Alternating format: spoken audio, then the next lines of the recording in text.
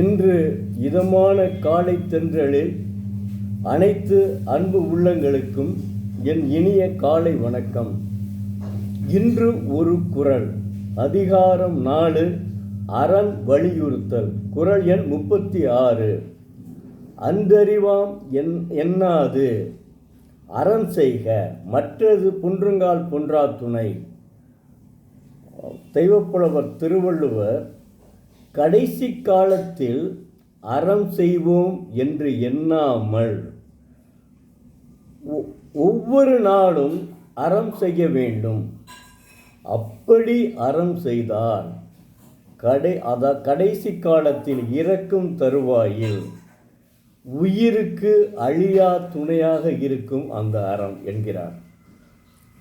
என்ன எப்படி அற்புதமாக சொல்கிறார் பார்த்தீங்களா? அதுதான் அவருடைய தனிச்சிறப்புங்க. இல்லைன்னா உலகமெல்லாம் இன்னைக்கு உலகமெல்லாம் செதுக்கப்படுகிறதுங்க.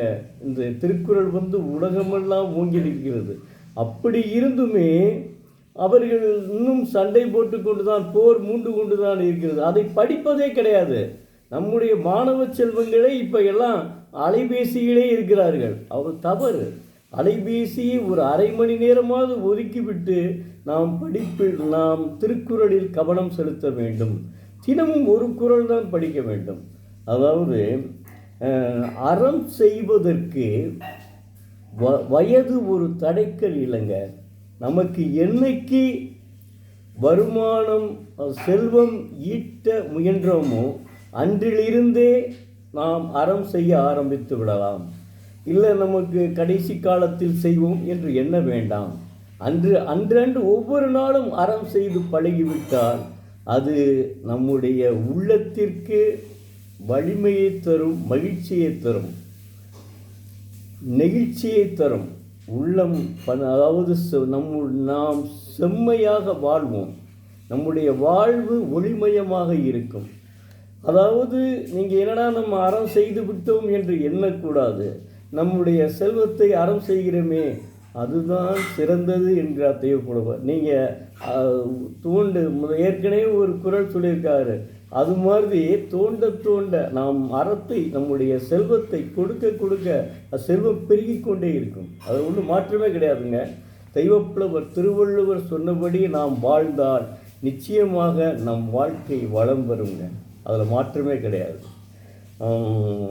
நம்முடைய எண்ணங்கள் வண்ணங்களாக மாறும். அதனால் நான் மன்றாடி கேட்டுக்கொள்கிறேன், தினமும் அறம் செய்ய பழகிக்கொள்ளுங்கள். அப்படி அறம் செய்தால் கண்டிப்பாக கடைசி காலத்தில், இறக்கும் காலத்தில் நமக்கு நம்முடைய உயிருக்கு அழியாமையை கொடுக்கும் பண்பு உண்டு அந்த அறத்திற்கு. அதனால் அறத்தை தொடர்ந்து செய்ய வேண்டும். அப்படி அறம் செய்தால் நிச்சயமாக நம் வாழ்வு நல்லபடியாக இருக்கும்.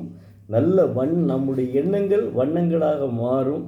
நாமும் நம் குடும்பமும் நாம் மட்டுமல்ல, நாமும் நம் குடும்பமும் நல்லபடியாக இருக்கும். பாரதிதாசன் சொன்னார் அல்லவா, நல்லதொரு குடும்பம் பல்கலைக்கழகம். அந்த மாதிரி நம்ம குடும்பத்திலையும் சச்சரவு வராமல் நல்லபடியாக நாம் வாழ்வோம். தெய்வப்புலவர் திருவள்ளுவருடைய அறநெறிகளை பின்பற்றினாலே வாழ்வு மலர்ச்சி அடையும். இதற்கு மாறாக ஒருவன் நடந்தால் நிச்சயமாக, அது அவர் சொல்லவே இல்லை, நான் சொல்கிறேங்க, நிச்சயமாக தண்டிக்கப்படுவார்கள். நான் சொல்கிறேன், அவர் சொல்லலை, என்னுடைய ஒரு அனுமானம். ஏன்னா அவ்வளோ அறிவுரையை சொல்லியிருக்காரு. அதை ஏன் நம்ம கேட்காம இருக்க வேண்டும்? நானே ஒரு கிராமத்தில் பிறந்தவன். இங்கே வேலை பார்க்கிறேன்னா, கேடில் விழிச்செல்வம் கல்வி ஒருவருக்கு மாடல்ல மற்றையவை என்கிறார். அவர் சொன்ன அந்த கேடில் விழிச்செல்வம் கல்வி ஒருவருக்கு மாடல்ல மற்றையவைன்னு சொன்னார்ல, அந்த கல்வியினால் தாங்க நானே இன்னைக்கு அக்கவுண்ட்ஸ் ஆஃபீஸராக ஆகும் பிடித்தது. அதற்கு காரணம் அது கல்வி தான். அதனால் வாழ்க்கையில் நாம் எண்ணிய எண்ணங்கள் நிறைவேற வேண்டுமானால் நிச்சயமாக திருக்குறளை படியுங்கள். மாணவ செல்வங்களே, தங்களுக்கு நான் மீண்டும் மீண்டும் கேட்டுக்கொள்கிறேன். தினமும் அரை மணி நேரம் அலைபேசியில் நன்மையும் உண்டு, தீமையும் உண்டு.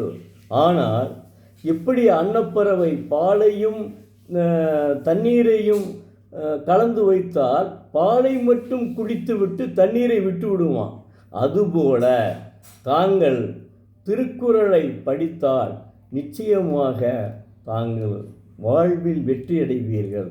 அலைபேசியை ஒரு அரை மணி நேரம் ஒதுக்கிவிட்டு தினமும் ஒரு குறள் பொழிப்புரையோடு சேர்ந்து படித்தீங்களானால் நிச்சயமாக உங்கள் வாழ்க்கை வளம் வருங்க.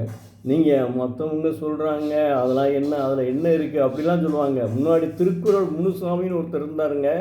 அவர் பார்த்து தமிழ்நாடெங்கும் ஒரே பரப்புரையாக தான் இருக்கும். என்னோட 50 ஆண்டுகளாக அவர் 50 ஆண்டுகளுக்கு முன்பு திருக்குறள் முனுசாமி இல்லாத ஒரு பொதுக்கூட்டமே இருக்காதுங்க. திருக்குறளை தான் பேசுவார், வேறு ஒன்றும் இல்லை, மற்ற திருக்குறளை தான் பேசுவார். அவ்வளோ அற்புதமாக இருந்துச்சு. இப்போ யாருமே இல்லை என்பதால் தான் நான் கூட இந்த திருக்குறளை தினம் ஒரு குறள் என்று சொல்லிகிட்டே இருக்கேன். ஏதாவது தெரியும். ஆனால் ஒரு சிலர் இப்போ பேசிட்டு மேடை பேச்சு பேசையில் ஒரு சிலர் திருக்குறளை மேற்கோள் காட்டுகிறார்கள். எல்லாரும் அப்படி சொல்வது கிடையாது. அதனால் மாணவ செல்வங்களே, உங்களை நான் மன்றாடி கேட்டுக்கொள்கிறேன். உங்கள் பெற்றோர்கள் நல்ல மகிழ்ச்சி அடைய இருக்க வேண்டுமானால் நீங்கள் மாவட்ட ஆட்சித்தலைவர் அல்லது மிகப்பெரிய மருத்துவர் ஆக வேண்டும். அப்போத்தான் உங்கள் பெற்றோர்கள் ஈன்ற பொழுதில் தெய்வப்புலவர் அதுக்கும் குறள் சொல்லி வச்சிருக்காருங்க. ஈன்ற பொழுதில் பெரிதுவக்கும் தன் மகனை சான்றோன் என கேட்ட தாய். அப்போ நீங்கள் அதுக்கு இந்த தெய்வப்புலவரின் குறளுக்கு நீங்கள் ஆளாக வேண்டும். உங்கள் அப்பா அம்மா ஆளாக வேண்டும். அதை நினைத்து கொள்ளுங்கள், மனதில் வைத்துக் கொள்ளுங்கள். நன்றி, வணக்கம். நாளை மீண்டும் ஒரு குறளை பார்ப்போம்.